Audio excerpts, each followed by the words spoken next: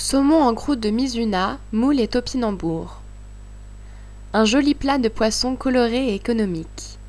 La Mizuna peut être remplacée par de la roquette.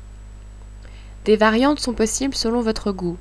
Oseille, estragon, pousse de moutarde, tout est permis pour la chapelure verte.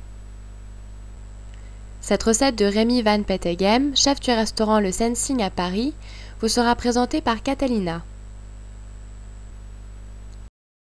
Déjà, le Mizuna, il n'y a pas beaucoup de gens qui savent ce que c'est. C'est sûr. En fait, c'est une petite salade qu'un de mes producteurs fait. Et c'est un petit producteur, donc il ne livre pas sur Paris. Donc il faut vraiment se déplacer, faire l'effort.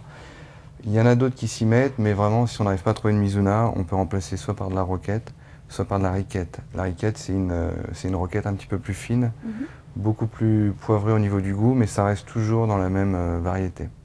D'accord. Et bon, voilà, c'est saumon en croûte de Mizuna, moule et topinambour, ça fait beaucoup de saveurs différentes. Comment Alors ça se mélange? on peut dire que ça fait beaucoup de saveurs différentes, mais en fait c'est des saveurs qui se mélangent très bien. Il n'y a pas par exemple une saveur qui est plus forte que les autres, qui empêcherait vraiment de retrouver toutes les arômes. Donc si on suit bien la recette, si on garde bien les proportions, ça fait vraiment des saveurs assez distinctes. D'accord. Et est-ce que, par exemple, les topinambours, il n'y a pas beaucoup de gens qui savent les cuisiner? Comment ça se cuisine un topinambour? Alors justement, un topinambour, parfois il y a des gens qui n'aiment pas le topinambour, ça leur rappelle des mauvais souvenirs par rapport à la guerre. Moi j'aime bien mettre en valeur justement ces produits qu'on essaye d'oublier un petit peu ou auxquels on ne pense pas. C'est assez facile à travailler, on arrive maintenant à en trouver assez facilement. Sur tous les marchés, généralement, il y a toujours un producteur qui en fait. Et c'est assez facile à réaliser parce qu'on a juste à les éplucher, les laisser dans l'eau pour pas qu'ils noircissent. Et après, ça se cuit, on va dire, comme une pomme de terre. Il y a un petit peu plus de cuisson, mais sinon, c'est vraiment la même chose. D'accord. Et bon, aussi, le saumon, les poissons en général, c'est assez délicat à cuisiner. Comment on cuit bien un saumon? Alors voilà, il y a des gens, moi je sais par expérience qu'il y a des gens qui n'aiment pas manger de poisson chez eux parce que d'une part, ça sent mauvais quand on le cuit. Il y a des arêtes et un poisson trop cuit ou pas cuit, c'est vraiment pas bon.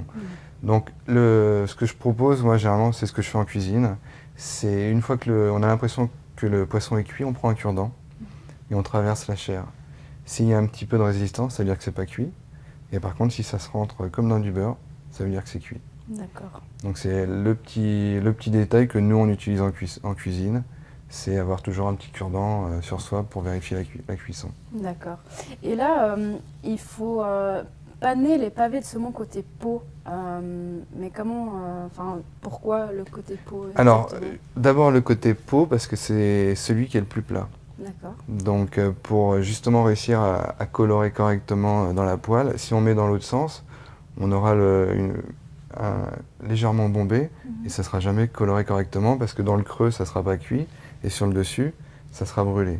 Donc le côté peau, il est forcément plat et donc ça permet d'avoir une fine croûte bien colorée. D'accord.